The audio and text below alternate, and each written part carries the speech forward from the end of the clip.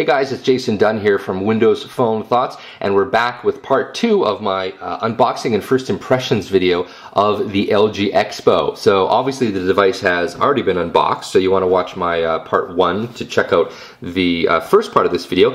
And in this video, I'm going to zoom out here just a little bit. I just want to talk about some of the specs on the device. So it is the phone is on AT&T, so obviously this is a GSM phone. But what's kind of interesting about this phone is that it's quad band, so quad band GPRS Edge and GSM, so that supports 850, 900, 1800, and 1900, which means this phone will work anywhere in the world on standard GSM frequencies, and you can get data on GPRS and Edge. But it's also a UTMS and HSDPA phone, but it is tri-band, and that's a little bit different. So the HD2, which was the phone I looked at, kind of before this one, the HD2 is 900 and 2100 band on the 3G frequencies, and what that means, of course, is that this phone is only 3G in Europe and in Asia. So anywhere in North America, I happen to be in Canada, this phone, of course, is not going to be 3G. Now, the LG Expo is tri-band. It's 850, 1900, and it is 2100.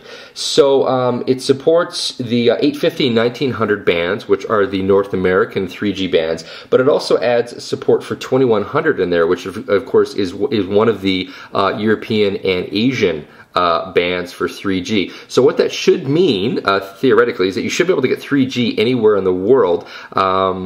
Yeah, now I'm not 100% sure about that because it gets a little bit confusing in terms of 3G support, whether or not you need all of the bands in order to have that. So as in this phone supports the 2100 band, but it doesn't support the 900 band. So I guess it depends where you are in the world if you require the 900 bands. Okay, enough about that. I mentioned before it has a 5 megapixel autofocus camera.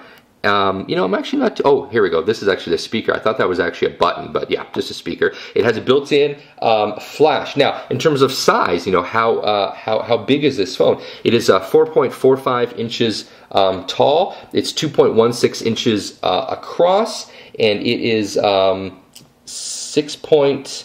Oh, sorry, I take that back. It's actually 6.3 inches diagonal, and weirdly enough, the spec sheet I'm looking at doesn't have the thickness. What kind of a spec sheet doesn't have the thickness? Anyway, in terms of the thickness, let me just give you an idea. This is the Touch HD2 here on the side. So obviously the HD2 is quite a bit thinner, but the HD2 doesn't have a slide-out keyboard. So of course, it's fair to compare it to other devices that have slide-out keyboards. And as you can tell, the LG Expo is quite thin for a device that has a slide-out keyboard. So that is pretty exciting. In terms of memory, it has 512 megabytes of onboard ROM. It has 256 megs of RAM, which is pretty good, not great. Some other devices, have more in terms of RAM, but 256 is decent. This is a 3.2 inch 16 million color display. It is 800 pixels this way by 480. So this is WVGA is typically what this resolution is called, and it's a high-res screen. Sorry, let me spit that out. It's a high-res screen. As you can tell, when I'm clicking through these menu items, it's pretty good and it's quite readable. But if you look at these icons up top here, things get a little bit small. Of course, Windows Mobile 6.5 is much more finger-friendly than previous versions of Windows Mobile. And as you can tell here, the icons are pretty big. They're nice and easy to use. I am going to point out one thing. So this is. The spec sheet doesn't say this, but I'm about 95% sure, and I'll verify this in post-edit, that this is a resistive touchscreen. In fact, sorry, I take it back. I know this is a resistive touchscreen because, of course, this has a stylus, and in order to support a stylus, you need to have a resistive touchscreen, as opposed to a capacitive touchscreen. A capacitive touchscreen is what you see on the HD2. Now, this is the phone I've been using now for a few weeks.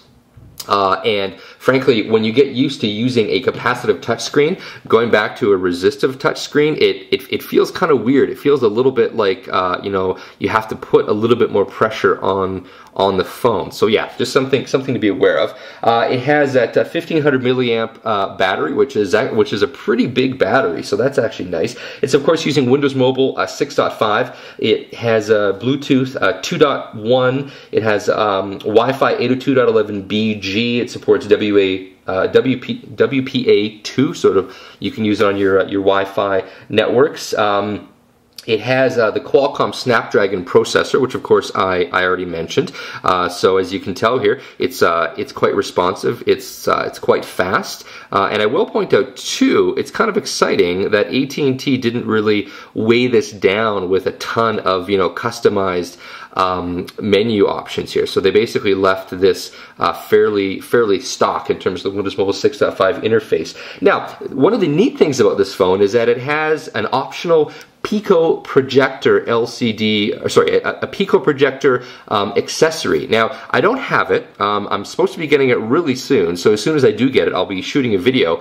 I believe that it snaps on the back somehow here, so I don't know if it might actually be a one-piece unit that you take out the battery and you put in this Pico projector. It probably has its own battery. I'm gonna hope. Anyway, what is a Pico projector? Well, it's a little thing that would kind of hump out the back a little bit, and it actually is a full-on projector, like as in you'd be able to point this thing, you know, I'm assuming it would come with some software, you click go, and boom, it actually would project a signal, project a beam of light, which shows up just like a projector. So I know I did a horrible job explaining that, but once I actually get that accessory, it will make a lot more sense. So this phone is obviously targeted at business people, but hey, it'd be pretty cool to have a Pico projector and be able to, you know, if you have video files or you want to watch YouTube or, you know, whatever, directly on the device, to be able to actually project that out and show people. Really cool accessory. So that's something that we'll have to talk about once I get it.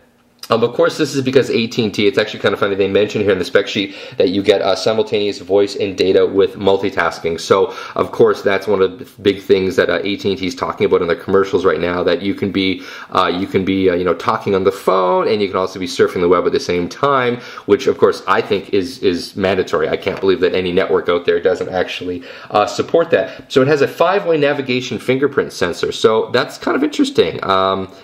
Okay, yeah, so this is kind of neat. I didn't realize this. The fingerprint sensor, I'm going to get a little bit closer to the camera here, it actually toggles left and right. Now, it says it's 5-way. I'm kind of baffled as to how. Oh, I see, yeah. So actually, you can press down and you can press up on the sensor.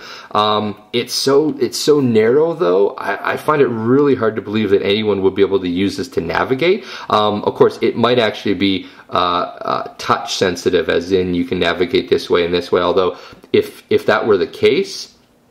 Oh, okay, sorry, yeah, learning new things as I go here. So as you can see, as I sweep up and down on the touch sensor, you can see it goes up and down. Now, yeah, oh, look at that! I can sweep to the left and the right. So it looks like there's a physical toggle potentially, and then there's also the touch sensor. Yeah, so I take it back. I guess I was a little bit wrong. This isn't just a biometric sensor. This is actually a touch-friendly D-pad or directional pad. So that's actually pretty cool. It has turn-by-turn directions with AT&T Navigator, which is sold separately. But of course, the phone does have built-in GPS. And yeah, it's 3G HSDPA 7.2 megabits per second, so that's just the speed at which it accesses the wireless network. And that's about it for the specifications. So yeah.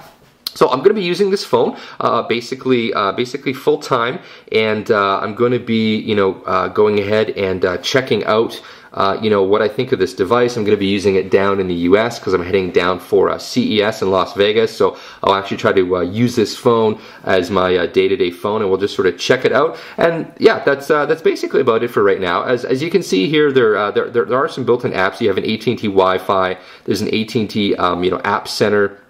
AT&T Navigator. There's a marketplace, you know, for Windows Mobile. Looks like there's a Java app. It comes with an Adobe Acrobat Reader and a few other apps, but it looks like it's it does come with sprite backup, so that's actually kind of cool. But yeah, that's basically it for about now. So I'll be following this video up with a full review. So thanks for watching this video. If you have any questions, feel free to post them. Once again, this has been Jason Dunn from Windows Phone Thoughts. Thanks for watching.